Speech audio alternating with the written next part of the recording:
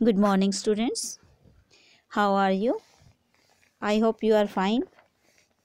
मैं कृष्णा, हिंदी अध्यापिका।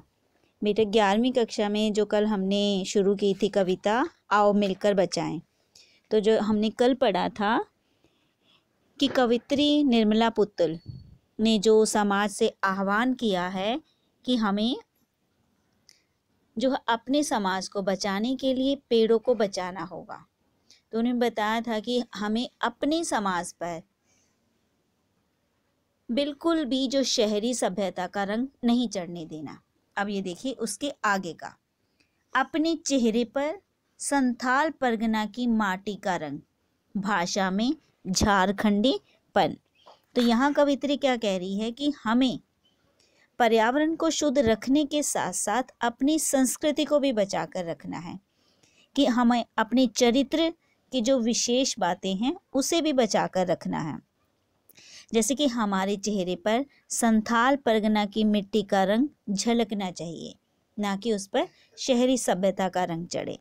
हमारी भाषा में बिल्कुल भी शहरी जो बनावटीपन है वो नहीं आना चाहिए। हमारी भाषा में अपनी भाषा का झारखंडीपन झलकना चाहिए। और कवित्री आदिवासी समाज से अपने समाज को बचाए रखने में विश्वास रखती है। अब उस अगला पैराग्राफ देखिए, ठंडी होती दिनचर्या में जीवन की गर्माहट, मन का हरापन, भोलापन दिल का, अक्खड़पन जुझारूपन भी। अब इस काव्यांश में कवित्री आदिवासी समाज पर व्यंग्य करती हुई कहती, क्या कह रही है? व्यंग्य किस चीज़ के ऊपर कर रही है? उनके आलस्य के ऊपर, कि उनकी जो ये ठंडी होती दिनचर्या का अर्थ है कि जो उनके दैनिक क्रियाकलाप होते हैं उनके अंदर आलस्य आता जा रहा है। ठीक है, तो उस आलस्य को दूर करके अपने जीवन में जीवन की गर्माहट मीन्स जीवन में उत्साह, जोश, एक नयापन आना चाहिए। और ये क्या है कि जैसे जैसे आदिवासी समाज समाप्ति की ओर जा रहा है तो लोगों में उत्साह की कमी के स्थान पर आलस्य समाता जा रहा है। तो कवित्री कहती है कि हमें इसे दूर करना होगा और अपने जीवन के उत्साह को बचाना होगा।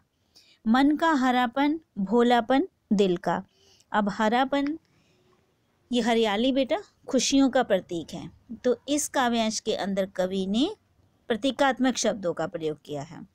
तो हमें अपने मन के हरेपन अर्थात जो मन की खुशियां हैं उसके साथ साथ अपने जो दिल का भोलापन है उसको भी बचा कर रखना। अक्खड़पन जुझारूपन, क्या है कि जो हमारा मूल चरित्र है, कि हमें जो हर समस्या, हर परेशानी, हर कठिनाई का सामना करने के लिए जो हमारे अंदर जुझारूपन, जूझने की शक्ति है, संघर्ष करने की शक्ति है, उन सबको हमने बचा के रखना है, कि उसे समाप्त नहीं होने देना है। कि जैसी भी विपरीत परिस्थितियां आए उनके विरुद्ध हमें संघर्ष करना है और अपनी सभ्यता को बचा कर रखना है। नेक्स्ट देखिए बेटा, भीतर की आग, धनुष की डोरी, तीर का नुकीलापन, कुल्हाड़ी की धार, जंगल की ताजा हवा, नदियों की निर्मलता, पहाड़ों का मौन, गीतों की धुन, मिट्टी का सौंधापन और फसलों की लहलहाट। अब यहाँ कवित्री क्या कह रही है? अब भीतर की आग का अर्थ क्या है कि गलत को देखकर उसका विरोध करने की जो भावना हमारे अंदर जो एक आग सी जलती है कि उसे समाप्त करने की। ठीक है, और यहाँ कवित्री जो झारखंडी लोगों के प्राकृतिक अस्त्र शस्त्र हैं उनका भी वर्णन कर रही है, कि धनुष की डोरी पर चढ़ा तीर और कंधों पर कुल्हाड़ी है और हमें अपनी इसी पहचान को बनाए रखना है। इसके साथ साथ जो झारखंडी समाज है उनके परिवेश में जंगलों की ताज़ा हवा, नदियों की निर्मलता मीन्स नदियों की पवित्रता, यानी कि जो हम अपनी नदियों को ये कूड़ा कचरा डालकर प्रदूषित करते हैं, और ऐसा उस समाज में बिल्कुल नहीं होता है, ये सब शहरों में होता है।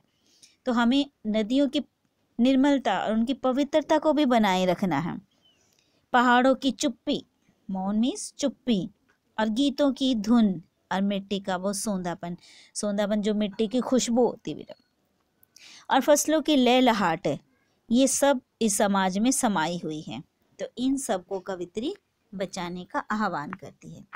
तो आज बेटा हम इतना ही, 2 पैराग्राफ को हम अच्छे से रीड करेंगे और ध्यान से समझेंगे, और जो भी आपको इसमें परेशानी हो आप कमेंट करके पूछ सकते हैं बेटा, और बाकी का हम अगली वीडियो में करेंगे। Thank you, have a nice day.